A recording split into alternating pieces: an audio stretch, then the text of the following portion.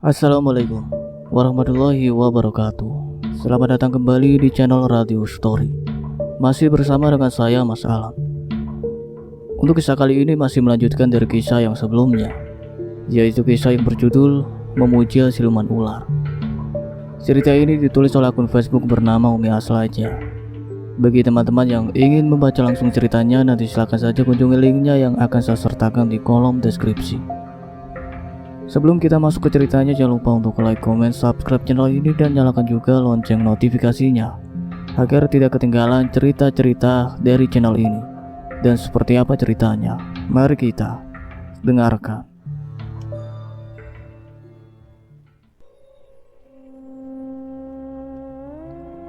Mungkin jika sendirian di polisi tidak akan sanggup untuk pergi. Utari tersenyum tipis. Polisi segera berpamitan. Setelah diperiksa ternyata Han murni dipatuk ular berbisa.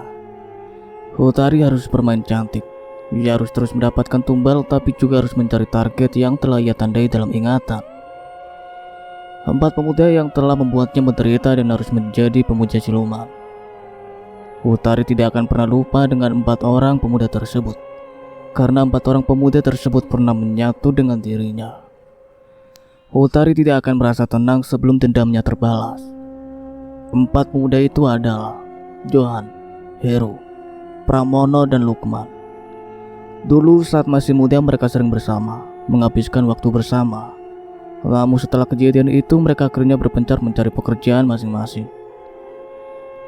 Lukman yang duluan menikah karena sang pacar hamil duluan. Lukman yang lumayan anak orang kaya setelah menikah langsung menempati sebuah rumah cukup mewah. Menanti kelahiran sang bayi, Mutia sang istri tampak sudah tidak sabar lagi. Dengan seorang pembantu di rumah tersebut, Mutia sering merasa kesepian. Apalagi Lukman yang belum siap nikah, masih suka kumpul bareng teman dan sering nongkrong-nongkrong di kafe. Perut besar Mutia tidak bisa leluasa untuk bergerak. Ia merasa kepayahan juga, sering tidak bisa tidur kalau Lukman belum pulang. Malam itu seperti biasa, Mutia menunggu Lukman pulang. Namun sampai jam 11 malam Lukman tidak nongol juga. Saat ditelepon tidak diaktifkan. Dongkol juga kesal, namun tidak tahu harus bagaimana. Saat sedang duduk di sofa, tiba-tiba ada yang melintas di lantai. Mutia mendelik karena itu adalah seekor ular cukup besar. Bibi, jeritnya panik. Seketika pembantunya berlari cepat menemuinya. Ada apa, Non? Apa Non mau melahirkan? Kan belum waktunya, Non, tanya si Bibi panik. Mutia tambah gemetar, wajahnya pucat seketika. Ada ular, Bi. Itu tadi di sana, besar sekali, serunya panik. Si Bibi celingukan. Tiba-tiba terdengar suara mobil Lukman masuk pekarangan. Bibi melesat menyambut sang majikan. Bau alkohol menyeruak dari mulut sang majikan. Bukan waktu yang tepat untuk bercerita. Bisa jadi Lukman tidak akan percaya. Namun Mutia mengekor suaminya masuk kamar sambil menceritakan apa yang ia lihat barusan. Sudahlah, mungkin kamu halusinasi. Mana ada ular di rumah ini? Dari mana coba? Kata Lukman, 100% tidak percaya. Mutia meyakinkan, namun Lukman memilih masuk ke dalam kamar mandi. Mutia cemberut menunggu suaminya tak sabar. Lukman tengah mengguyur tubuhnya dengan air hangat dari keran shower. Tiba-tiba istrinya masuk dengan gaun tipis, langsung ikut basahan di bawah keran. Melihat lekuk tubuh istrinya, Lukman tergugah hasratnya. Ia memeluk istrinya dari belakang dan menghimpit di dinding. Istrinya mendesis, membuat Lukman semakin meradang. Keduanya masuk ke dalam bak tube dan melakukan hubungan yang penuh gairah. Desa nafas mereka berpacu. Lukman merasakan kenikmatan yang dia tara. Namun tiba-tiba istrinya menggigit lehernya dan seketika berubah menjadi ular. Lukman terkesiap, namun tidak bisa bersuara. Ia pun kelojatan di dalam bak dan meninggal dunia. Dengan mata melotot dan mulut berbusa, tubuhnya membiru. Istrinya yang menunggu lama akhirnya ketiduran. Entah berapa lama kemudian terbangun, mencari suaminya yang tidak kunjung keluar dari kamar mandi. Dengan langkah berat, ia berjalan menuju kamar mandi, membuka pintu kamar mandi sambil memanggil nama suaminya. Namun, ia melihat suaminya sudah kaku dan tubuh membiru. Mutia menjerit dan jatuh terduduk. Tiba-tiba dari selangkangannya darah mengalir deras. Si bibi yang mendengar jeritan Mutia tertahan segera mengetuk pintu kamar sang majikan. Namun tidak kunjung ada sahutan. Wanita parubaya itu memberanikan diri mendorong pintu, dan seketika matanya nyalang mencari keberadaan Mutia. Betapa syoknya dia saat melihat Mutia telah tergeletak menudara di lantai depan kamar mandi. Lebih syok lagi saat melihat tuannya telah membiru dalam bak tube. Wanita itu kalang kabut sendiri. Bingung harus bagaimana, hanya menangis terseduh sendirian. Setelah ketegangannya reda, ia menelpon siapa saja yang ia angkat nomor teleponnya. Ambulans segera datang, orang tuanya Mutia dan orang tua Lukman juga berdatangan. Si bibi menceritakan dari pertama Mutia melihat ular. Namun Lukman suaminya tidak percaya. Mereka kemudian masuk kamar dan terjadilah peristiwa itu. Polisi yang menangani merasa heran. Banyak sekali kasus dipatok ular, namun si ular tidak pernah ditemukan. Rentetan peristiwa dipatok ular semakin menjadi. Namun semakin misteri karena beberapa korban justru ditemukan di tempat yang mustahil ada hewan melata di sana. Johan dan yang lebih dekat dengan Lukman dibanding Heru dan Pramono. Johan hadir di pemakaman sahabatnya itu. Di pemakaman, Johan melihat seorang gadis yang seperti tidak asing. Gadis yang tiba-tiba mengingatkan dirinya pada seorang gadis yang telah mereka kerjain. Sampai mereka memutuskan untuk menghabiskan nyawa gadis itu karena takut akan dilaporkan ke polisi. Kurungan penjara ternyata lebih mereka takuti dibandingkan dengan dosa atau karma yang akan mereka terima. Johan berkata dalam hati, mungkin saja gadis itu mirip dengan gadis yang mereka ruda paksa di sebuah villa. Namun gadis yang ini terlihat lebih cantik dan seksi. Johan tertarik untuk mendekati, apalagi saat Johan tahu jika gadis itu sering curi-curi pandangan padanya. Johan semakin penasaran, melipir dari kerumunan. Johan seperdetik sudah berada di samping gadis itu. Si gadis meliriknya dengan tersenyum manis. Alamak, Johan begitu terpesona. Tidak sabar untuk mengajak gadis itu pergi. Namun gadis itu beranjak pergi membuat Johan tidak ingin kehilangan gadis itu. Segera ia mengikuti langkah si gadis meskipun acara pemakaman temannya belum selesai. Gadis berpayung hitam itu berdiri di pinggir jalan dekat pintu masuk kuburan. Dari bahasa tubuhnya ia seperti sedang menunggu seseorang. Johan dengan mobil sportnya segera menghampiri. "Hei manis, boleh ku antar?" sapa Johan, mengeluarkan jurus buaya kelas 1. Wajahnya yang tampan keharap-harapan dan cambang tipis menghiasi pipinya membuat dia begitu bersahaja. Namun tidak dengan kelakuannya yang bejat. Dialah yang pertama meruda pasti Utari. Utari tersenyum, terkesan angkuh. Johan semakin penasaran. "Ayolah sayang, kita sambil jalan-jalan. Nanti ku traktir makan siang deh," membuat pintu laksana seorang pangeran. "Aku menunggu teman," kata Utari dengan suara merdu. Johan pantang menyerah.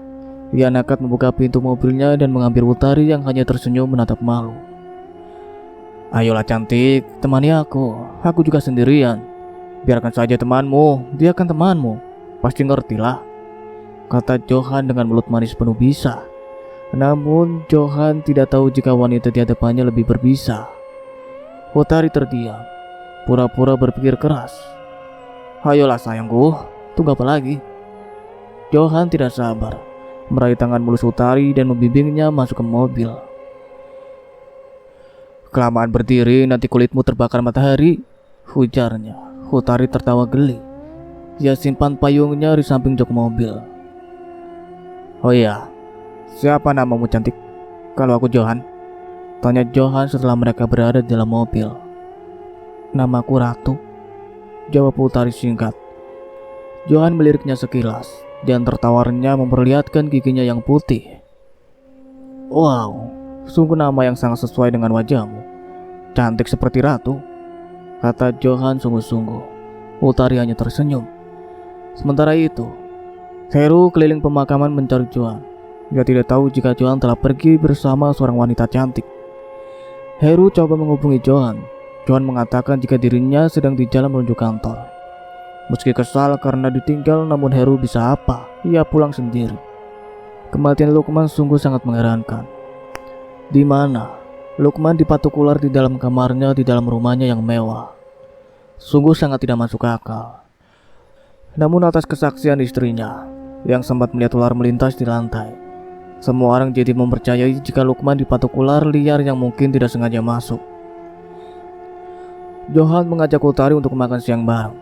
Utari tidak menolak sedikit pun. Ia malah semakin berani merayu Johan. Johan merasa senang karena Utari tidak kaku seperti tadi. "Boleh aku mengantarmu pulang? Sekalian ingin tahu di mana rumahmu, sayang," kata Johan serius. Utari yang sedang minum air putih tersenyum. "Aku lagi males pulang, lagi banyak masalah di rumah," ujarnya pelan. Mata Johan membulat. "Rezeki nomblok ini mah." Tersenyum penuh hayalan, Johan mengajak Utari keliling kota, melihat pantai dan malam pun tiba. Johan mengajaknya ke sebuah diskotik. Utari menurut saja tidak menolak sedikit pun. Itu membuat Johan amat kegirangan. Johan melupakan jika temannya baru meninggal dunia. Heru menunggu kehadirannya di rumah Lukman, namun Johan tidak datang juga, bahkan ponselnya tidak diaktifkan. Heru geleng-geleng kepala. Ia sangat hafal dengan kebiasaan Johan. Pasti Johan tengah bersenang-senang. Namun yang Heru tidak paham, padahal teman mereka Lukman baru saja meninggal dunia. Johan terus memepet pada Utari yang juga memberinya peluang. Utari tidak menolak pelukan Johan, bahkan sampai menyentuh lebih jauh. Seakan itu adalah hal biasa bagi Utari. Johan semakin kalap, ditambah lagi pengaruh minuman yang ia minum. Johan menggandeng Utari ke sebuah kamar remang yang biasa Johan pakai saat ngebooking cewek di diskotik tersebut. Utari manja, Johan kelabakan. Permainan ranjang pun tidak bisa mereka hindarkan. Tarian Utari begitu melenakan Johan, membuat Johan memejamkan matanya kuat. Namun, tiba-tiba Johan merasakan ada cairan yang mengenai wajahnya. Cairan terasa langket dan berbau aneh.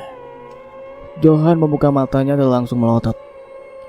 Utari, wanita cantik yang sedang menari lincah di atas tubuhnya, tiba-tiba berubah menjadi ular yang sangat besar. Kepala ular itu tepat di depan wajahnya. Johan melotot saat menyadari ternyata ular itu telah melilit tubuhnya di atas kasur. Johan melotot, tidak dapat bergerak. "Tatap mataku dan ingatlah siapa aku," ujar suara seorang wanita. Meskipun merasa takut, tapi Johan menatap mata ular itu, yang tampaklah olehnya saat dirinya sedang memperkosa seorang gadis di dalam sebuah villa.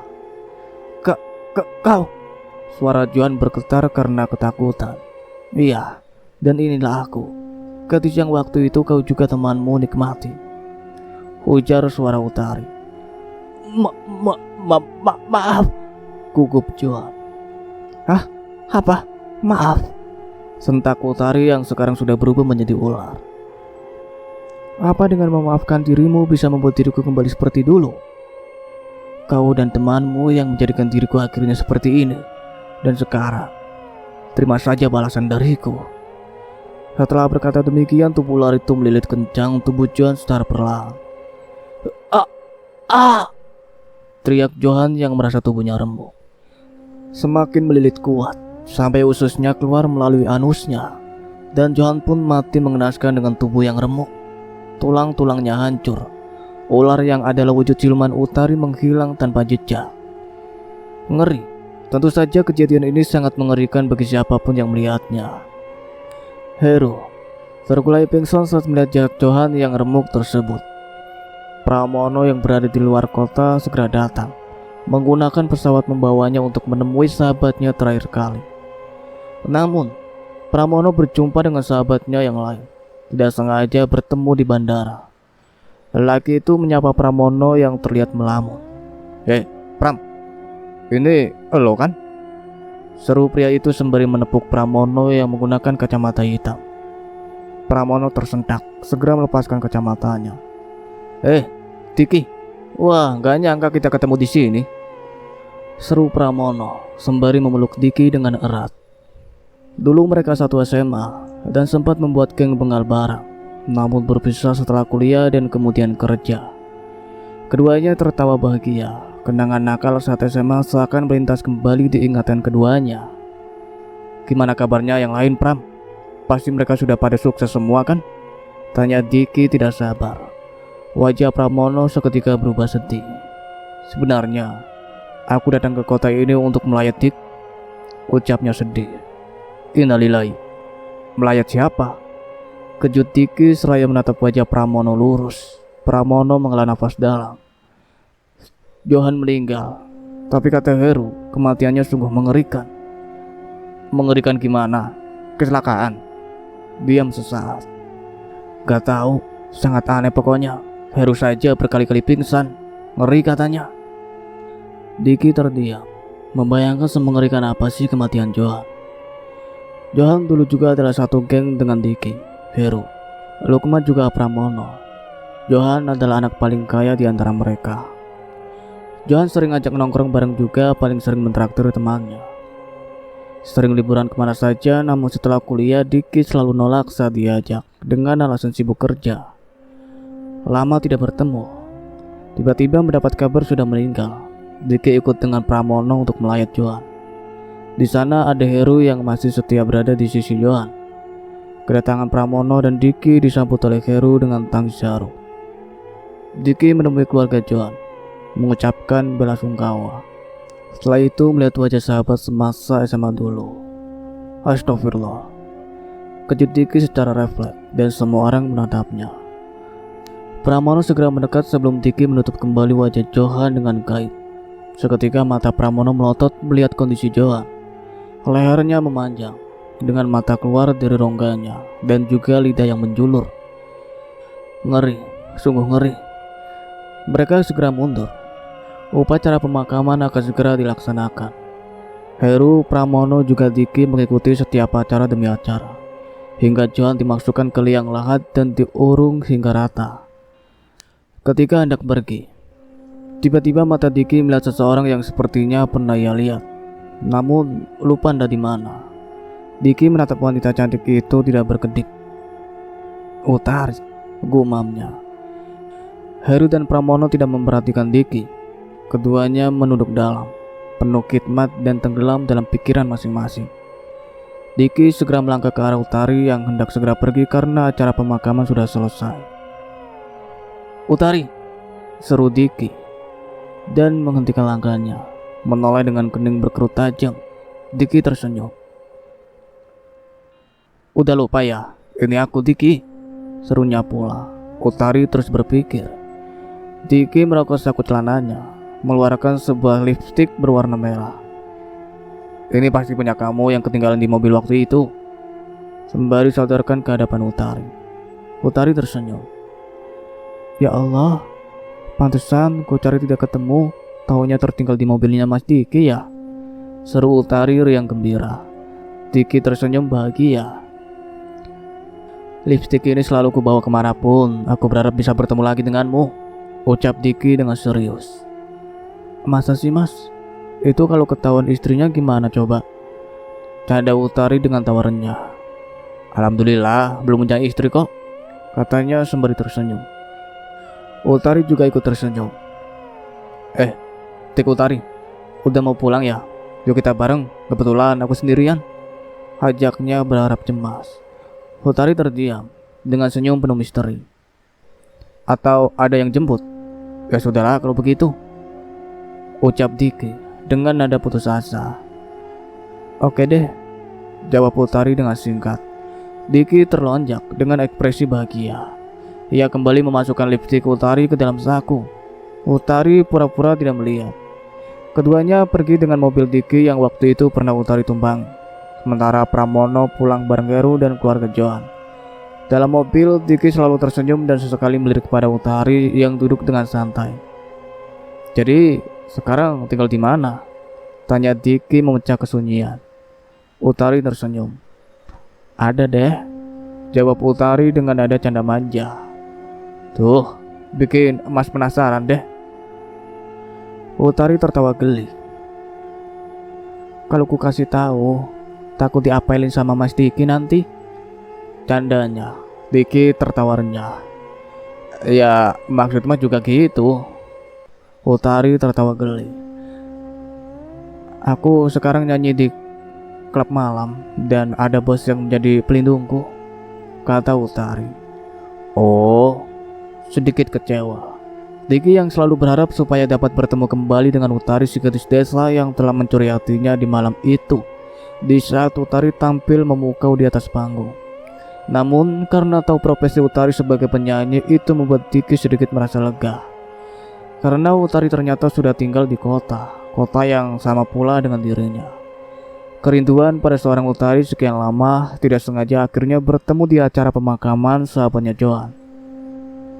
"Kamu kenal sama Johan?"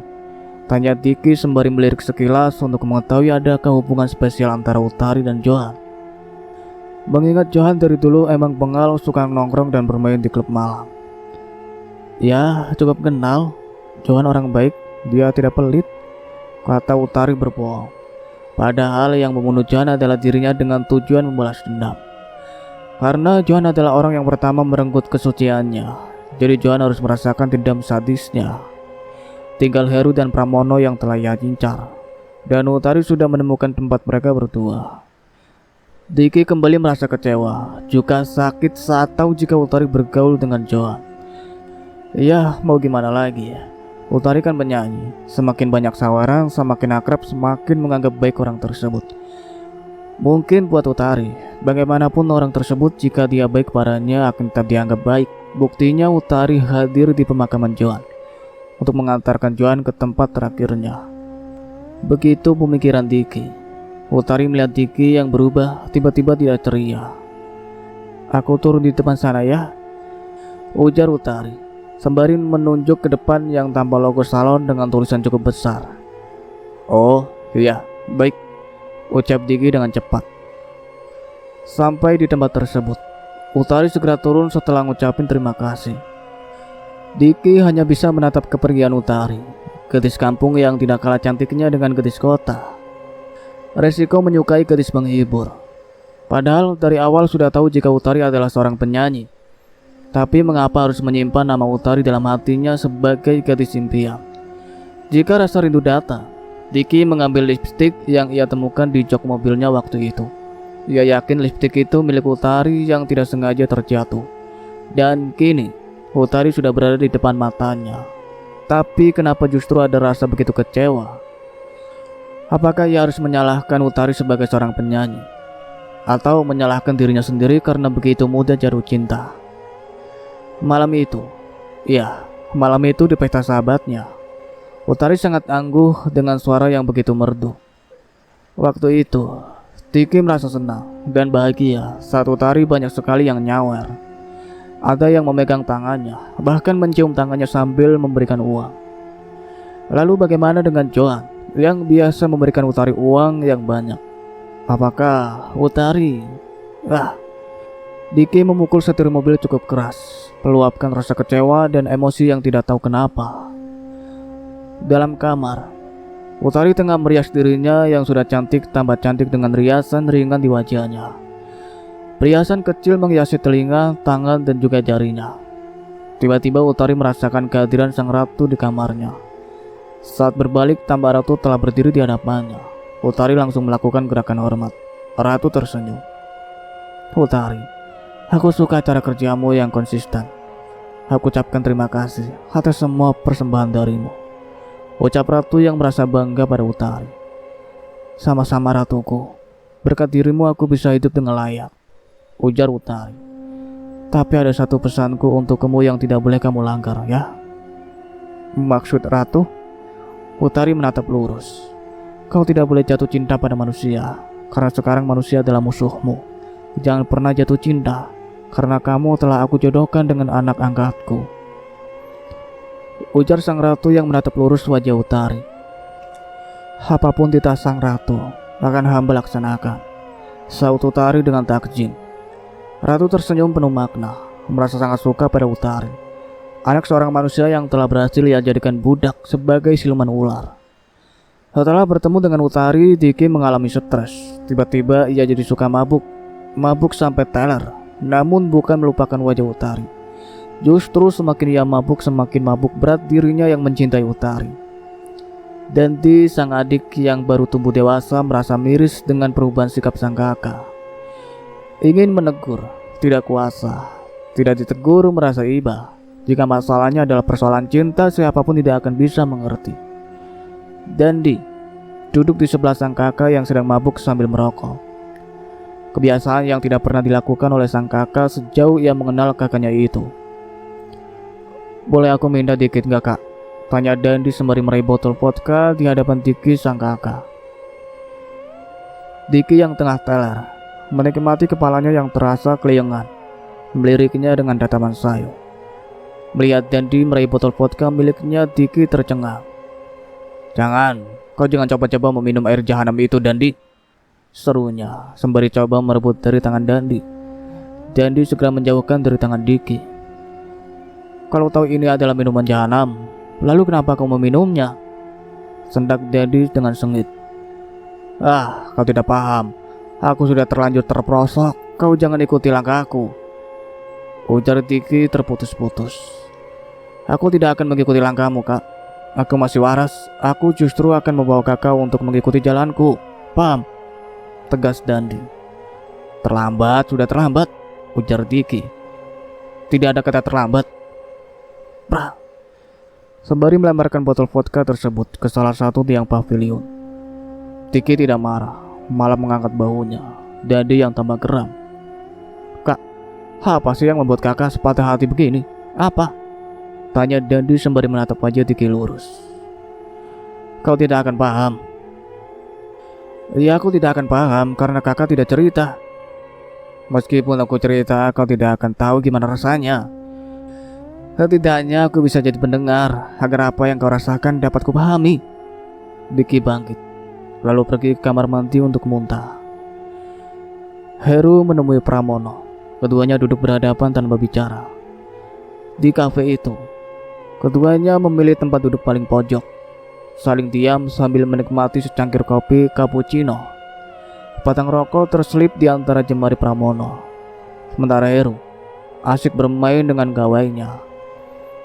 Pada hisapan kesekian, akhirnya Pramono membuka suara. "Lo masih inget gak?" Heru mengalihkan tatapan matanya dari ponsel ke wajah Pramono. "Ingat apaan?" tanya Heru serius. "Cewek kampung yang kita..." Pramono hentikan ucapannya berharap Heru mengerti maksudnya. Sudahlah, itu sudah 3 tahun lalu, ngapain dibahas?" sengit Heru yang tiba-tiba jadi deg-degan. "Akhir-akhir ini gue jadi kepikiran." Heru meletakkan ponselnya menatap wajah Pramono dengan tajam. "Gak perlu dibahas," ujar Heru, meraih cangkir kopi miliknya dan meneguknya sedikit. Pramono menarik nafas dalam. Dadanya terasa begitu sesak. "Andaikan waktu itu kita tidak nurutin si Johan." "Stop, Pram. Johan udah mati, tidak perlu dibahas lagi," potong Heru dengan cepat. "Kita harus pergi ke sana, Her. Kita harus pastikan gadis itu udah mati atau belum," kata Pramono. "Lu gila ya, men? Pasti matilah, tidak mungkin tidak. Lagi siapa peduli?" "Astaga, Heru, lu setega itu?" "Alah, sudahlah. Kita semua adalah pelakunya. Telat jika kita mengakui sekarang. Lukman dan Johan sudah mati," ujar Heru dengan sengit. "Gue mau ke sana. Gue ingin memastikan jika gadis itu telah mati," ujar Pramono. "Apa? Lu udah gila lo? Cari masalah tahu gak lo?" "Jujur, gue merasa tidak tenang. Lihat kematian Lukman juga Johan itu tidak wajar, men. Udahlah, itu takdir mereka." "Bukan, tapi ada yang balas dendam. Aku yakin itu." Heru terdiam angkat bahu. Pramono menghubungi Diki. Ia yakin Diki pasti mau diajak ke villa.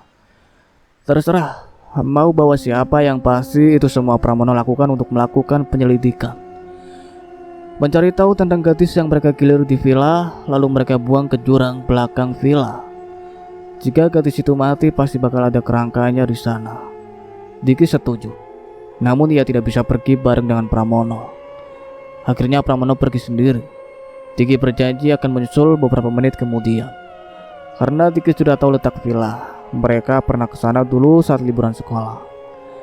Pramono pergi sendiri, disusul oleh Diki yang mengajak seorang wanita. Untuk saja wanita itu mau menemani Diki. Dan Dandi yang mendengar Diki sang kakak hendak pergi ke villa, ia mengajak temannya untuk menyusul. Mendengar Pramono nekat pergi sendiri, Heru tidak sampai hati. Ia pun menyusul di belakang. Bentuk villa masih seperti dulu, bersih terawat karena ada tukang yang merawatnya setiap minggu.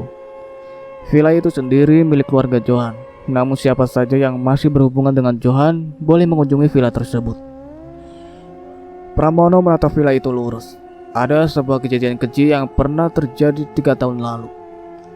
Kejadian yang waktu itu mereka anggap hal biasa, merusak kehormatan seorang gadis dan menghilangkan nyawa adalah hal lumrah bagi mereka waktu itu. Seiring mereka dewasa dan paham dengan perbuatannya, rasa sesal pun datang.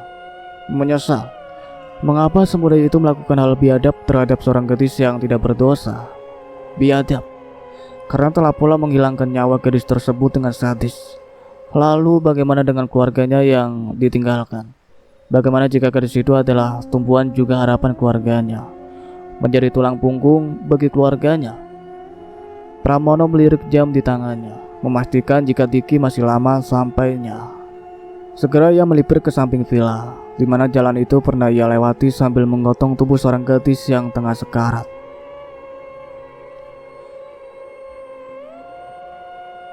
Cukup sekian ceritanya sampai di sini, nantikan kelanjutan ceritanya. Saya akhiri. Wassalamualaikum warahmatullahi wabarakatuh.